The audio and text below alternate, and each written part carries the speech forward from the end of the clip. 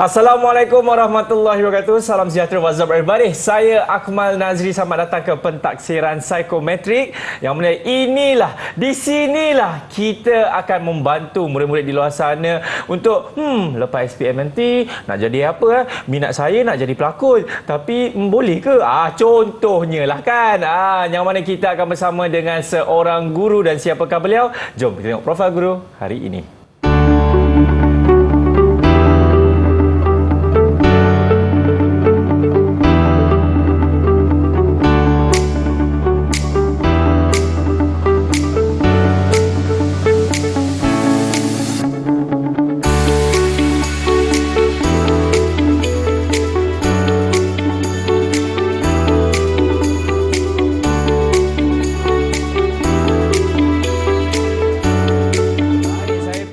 Anda pun dah lihat profil guru yang akan bersama dengan saya kali ini. Tapi sebelum tu saya juga ingin memperkenalkan juru bahasa isyarat kita. Tak lain tak bukan iaitu Cikgu Kulina. Apa khabar Cikgu Kulina? Sihat?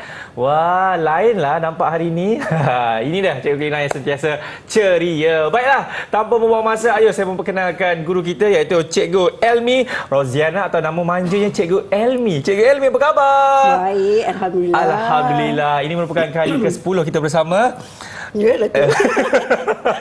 Okey, cikgu, di dalam pentaksiran psikometrik kali ini kan kita nak membicarakan mengenai kenali konstruk sosial dalam inventory minat kerjaya. Apa yang dimasukkan di dalam perkara itu, cikgu, sebab kita nampak agak panjang kan yang kita nak bincangkan kali ini tu. Silakan cikgu. Okey, sebenarnya dalam inventory minat kerjaya dia ada 6 konstruk di mana soalan-soalan tu dipecahkan kepada 6 personality. Baik. Ada realistik, ada investigatif, ada artistik, ada social, enterprising dan kinestetik. Dan konvensional. Okey. Maafkan saya, konvensional. Okey, so hari ini kita akan bincangkan tentang konstruk sosial sahaja.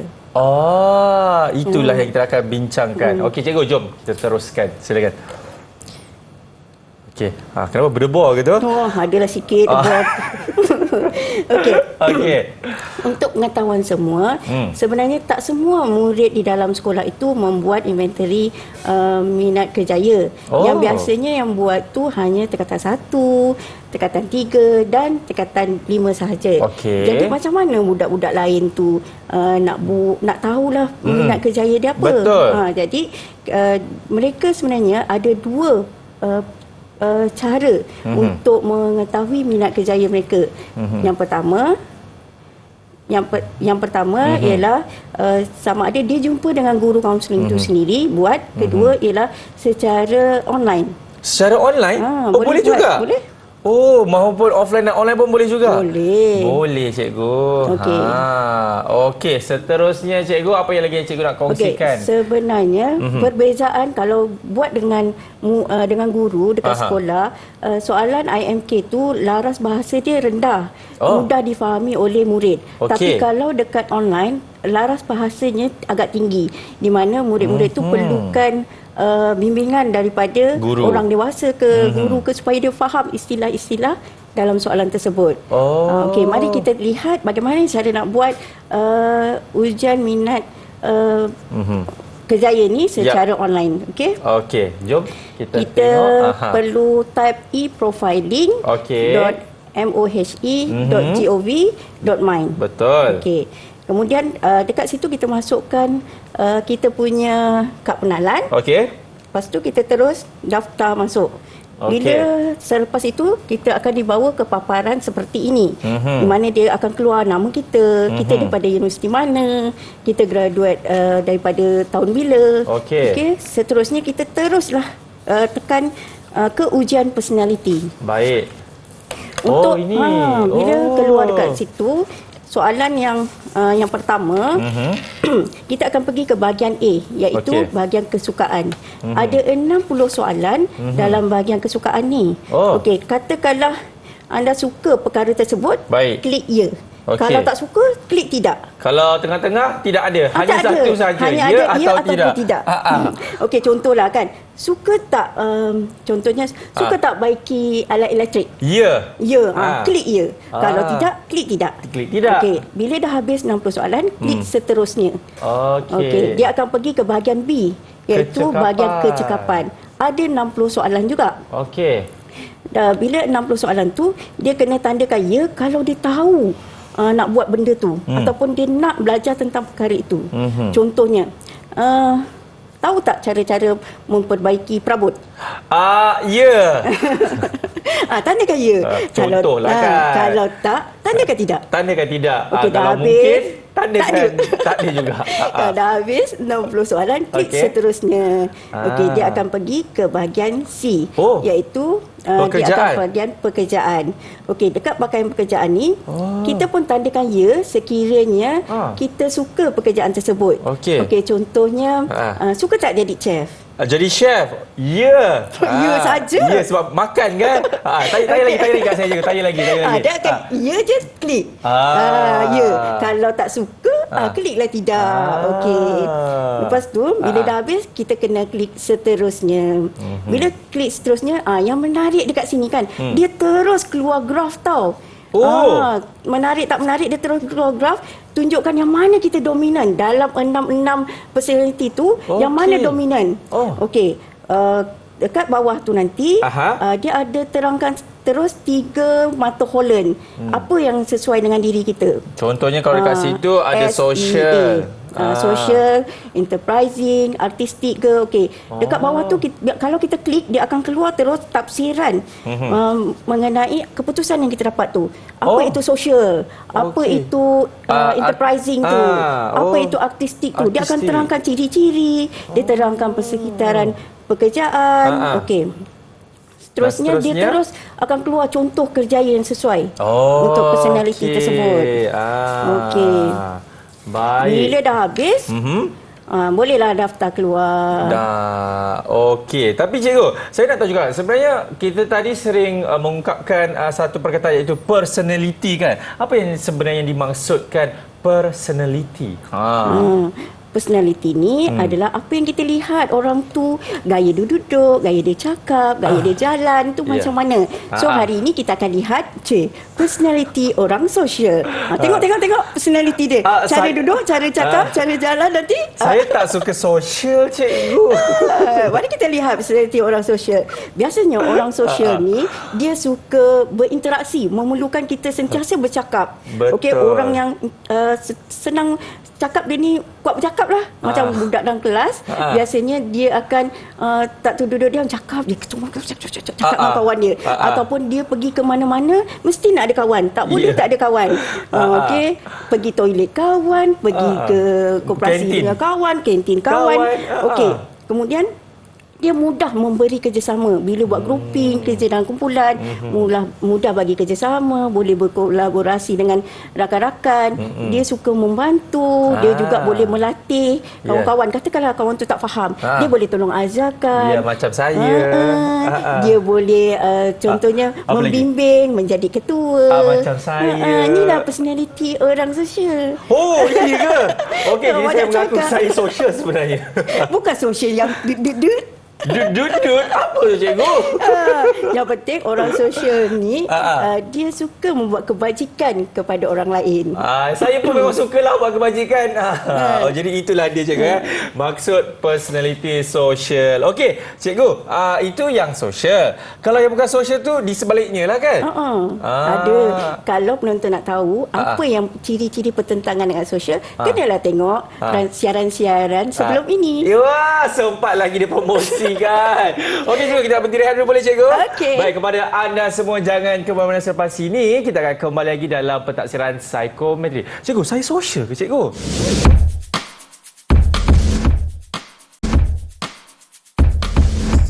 Alright, masih lagi menyaksikan pentaksiran psikometrik bersama dengan saya pengacara yang sebenarnya tak sosial sangat, iaitu Akmal Nazri dan juga Cikgu Elmi kita. Ya, cikgu. Jom kita sama je kita punya perbincangan, boleh ke?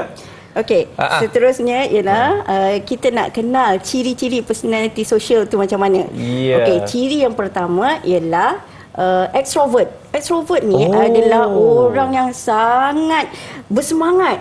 Macam kita punya pengacara hari ni bersemangat. Syamira Nazir. Okey, orangnya bersemangat, aktif.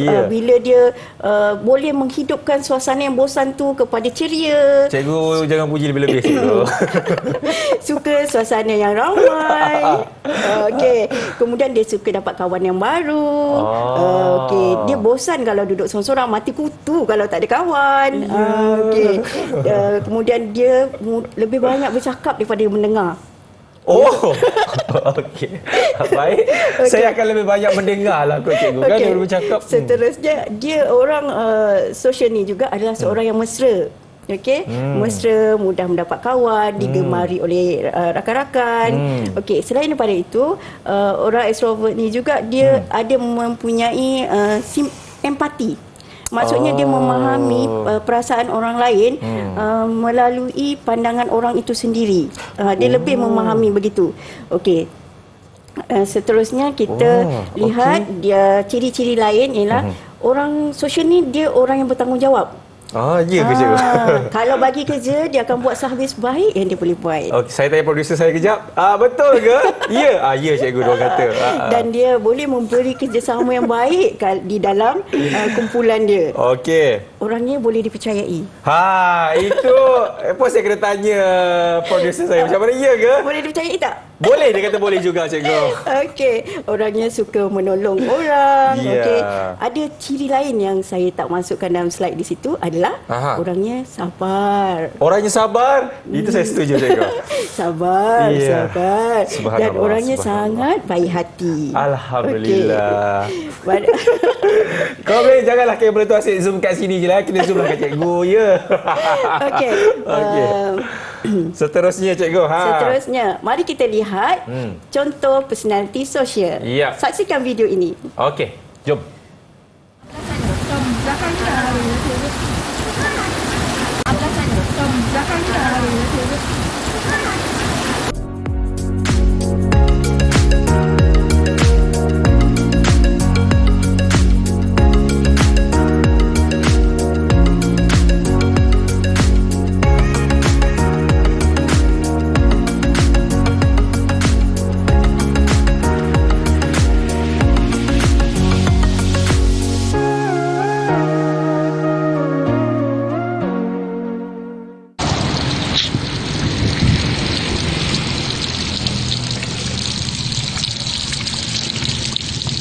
Okey, inspirasi saya bersama Warung Makan Sahabat ni, kita bukan nak bagi dia ikan, nak bagi dia pancing. Kalau bagi ikan dia akan habis, bagi makanan dia akan habis. Kita bagi pancing, dia akan ada keinginan sendiri mencari rezeki lah. Sebab saya rasa rezeki tu dekat kita aja, cuma kita nak tak nak je kan. Jadi kita ambil komitmen sekarang ni, apa yang kita buat sekarang bagi makan. Satu, kita bagi makan. Bagi makan ni sebenarnya dalam konteks lain kita nak tarik dia. But di sini akan berlaku one stop center. Cikgu, mungkin cikgu boleh terangkan apa yang cikgu nak sampaikan melalui video yang baru saja kita tonton tadi tu, cikgu. Okey. Video yang pertama ialah video Muhammad Akil. Masa tu hari bicara akademi. Hujan, parent-parent ni nak balik, nak parent ibu bapa kan. Ibu bapa datang ambil result anak bicara akademi. So bila nak balik tu hujan lebat. Jadi Akil ni dengan baik hatinya memayungkan parent-parent yang nak balik tu ke kereta. Dalam hujan. Itulah ciri-ciri personality sosial. Baik hati kan dia? Ya, dan kejutan untuk cikgu, kita ada dengan Akil sekarang ni di panggilan. Hello, Akil. Terputuslah cikgu panggilannya. Surprise. Okay. Surprise. Okey. Yang kedua itu dia adalah daripada Akademi YouTuber, di mana guru-guru daripada Akademi YouTuber, contohnya panitia ataupun unit bimbingan kaunseling, saya salah seorang daripada ahlinya. Kami telah pun dididik oleh Akademi YouTuber untuk membuat video-video secara percuma kepada semua Okey, video yang ketiga itu adalah video daripada PK, iaitu Persatuan Kaunselor Pendidikan Malaysia, di mana mereka mengumpulkan dana untuk memberi bantuan kepada golongan yang memerlukan buat tangki air, masjid dan sebagainya. Dan video yang keempat ialah Encik Harun Abu Bakar ataupun dikenali dengan Cikgu Jingo. Dia adalah sukarelawan yang menubuhkan warung makan sahabat di Coket untuk golongan jalanan. Okey. Baik, itulah dia. Okey. Seterusnya saya bagi tentang contoh kerjaya sosial itu sendiri. Okey. Oleh kerana ciri-ciri personality sosial ni banyak cakap, suka berinteraksi, maka dia mestilah cari kerja yang menghadap manusia. Tak boleh kerja dengan haiwan, tak boleh kerja dengan peralatan, dengan mesin, tumbuh-tumbuhan dan sebagainya. Mati kutu dia nak cakap dengan benda-benda tu semua. Ya, kutu pun mati lah, cikgu. Lebih baik dia kerja menghadap manusia. Betul. Jadi, apakah kerjaya yang menghadap manusia? Kerjaya contohnya guru. Guru kan menghadap murid. Betul. Pensyarah dia menghadap murid juga. Kaunselor macam saya pun menghadap klien. Betul. Okey. Kemudian kita ada contoh kerjaya seterusnya ialah pengacara TV. Siapa yang menang hari tu? Akmal Nazri. Contohnya dia kan Janani menang pengacara TV popular hari tu. Okey, seterusnya. Seterusnya kita ada pemandu pelancong, pramugari, kemudian kita ada penyambut tetamu. Sebab dia menghadap manusia. Seterusnya yang suka menolong orang, paramedik, jururawat. Okey. Seterusnya influencer. Kan kena banyak cakap memperkenalkan produk-produk. Contohnya macam Datuk Siti Nurhaliza. Ya, kita ada Datuk Siti Nurhaliza. Lepas tu ni cikgu, idola saya Din. Kenal Din? Din tu idola saya tau. Saya jadi pengacara pun sebabkan dia. Jadi Din, I love you lah Din. Okey, jadi itulah dia antara contoh-contoh kerjaya sosial kan. Tapi kita nak berhenti rehat dulu, boleh cikgu? Boleh. Okey, kepada anda semua jangan ke mana-mana. Selepas ini kita akan kembali dalam pentaksiran Psikometrik. Wah.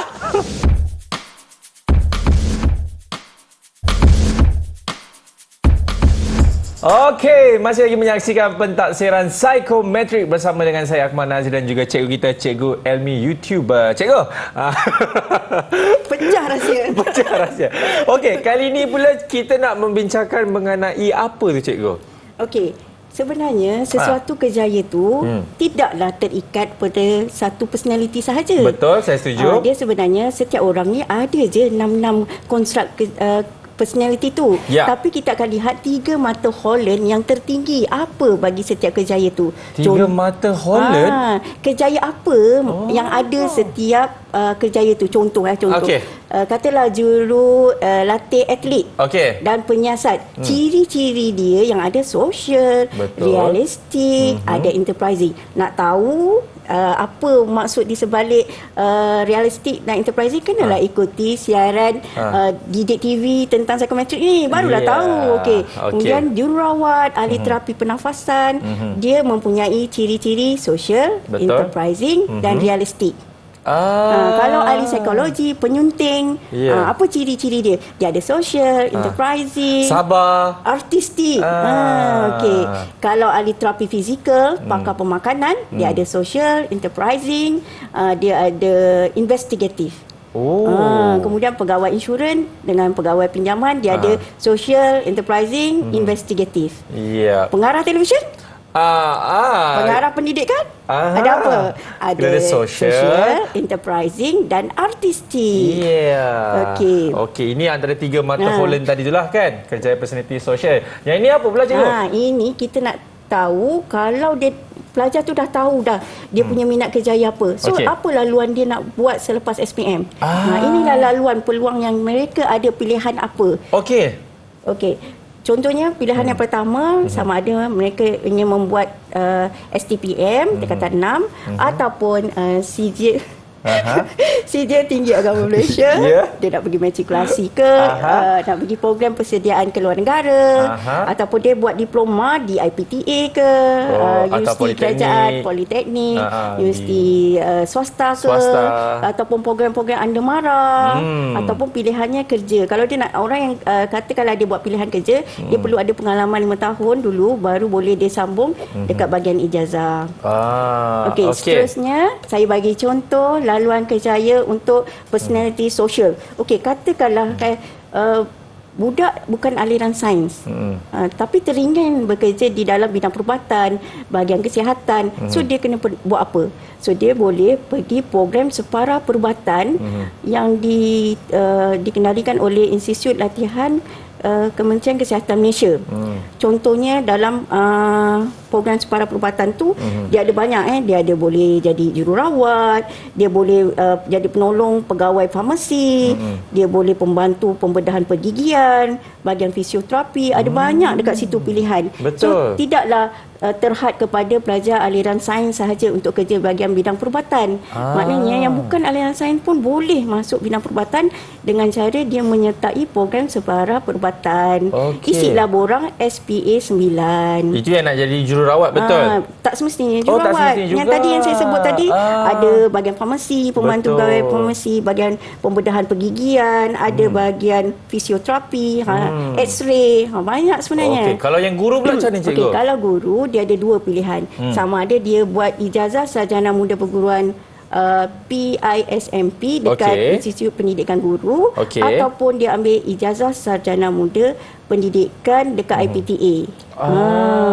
Macam tu. Jadi kalaulah dia berminat dekat IPG, dia kena isi borang secara online, seperti yang tertera dekat skrin tu. Kemudian bila dah yang IPTA tu, dia isilah borang UPU seperti biasa, dan bila dah habis semua, dah habis belajar, dia kenalah isi borang Suruhanjaya Perkhidmatan Pendidikan untuk dipostingkan sebagai seorang guru. Nampak tak? Sebenarnya zaman sekarang ni murid-murid cukup beruntung, betul cikgu kan? Kerana anda semua telah diberikan macam-macam medium untuk merealisasikan anda punya kerjaya ataupun impian. Yalah, macam contoh zaman sekarang ni, jumpa je cikgu kaunseling dekat sekolah-sekolah. Cikgu, saya nak jadi guru. Macam mana Jadi guru-guru pun ataupun guru tersebut akan memberitahukan kepada anda jalan-jalannya. Betul cikgu? Betul. Baik. Jadi cikgu, apa yang cikgu boleh rumuskan mengenai perbincangan kita kali ini mengenai konstruk sosial dalam inventari minat kerjaya? Okey, personality orang yang berpersonality sosial ni, dia punya keywordnya ialah carilah pekerjaan yang menghadap manusia. Carilah pekerjaan yang menghadap manusia. Okey, saya dah menghadap lah. Sebab dia perlukan interaksi, kolaborasi, bekerjasama dengan orang. Dia tidak boleh bekerja dengan tumbuh-tumbuhan, tak boleh bekerja dengan haiwan, peralatan ataupun mesin. Keywordnya orang personality mesti cari kerjaya yang menghadap manusia. Betul. Terima kasih banyak-banyak diucapkan kepada Cikgu Elmi. Saya rasa macam cikgu bercara tembak saya cikgu banyak kali ini kan. Okeylah, kepada anda semua, tidak kira lah anda ingin menjadi apa, pastikan pekerjaan tersebut yang penting halal, berkat dan juga minat. Betul cikgu Betul. Okey, sekali lagi saya ucapkan terima kasih kepada Cikgu Elmi dan kepada Cikgu Kulina sebagai juru bahasa isyarat kita. Kita akan jumpa lagi. Saya Akmal Nazri. Inilah dia pentaksiran psikometrik. Bye-bye. Bye.